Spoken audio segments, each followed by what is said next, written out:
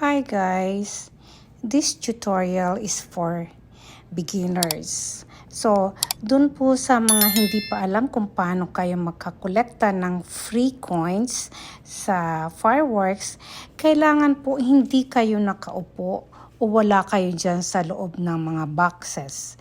In short, audience lang po kayo. So, kapag may makita kayong ganitong notification na fireworks will go off, i-click nyo po yan at mapupunta kayo kung sino man yung magpapa-fireworks.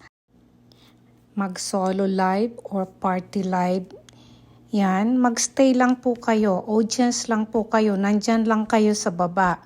Antayin nyo lang po kasi in 60 seconds, puputok na po yung fireworks.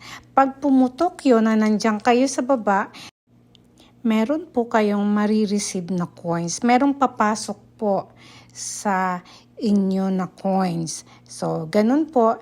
Stay lang kayo dyan hanggang matapos ang fireworks. Then, pagtapos na, balik po kayo kung saang panel kayo naka-standby. I-click lang natin po yung X sa taas.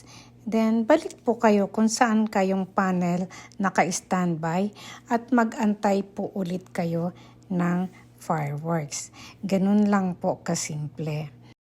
Sana po nakatulong. Please don't forget to like, subscribe, and click the bell. Thank you!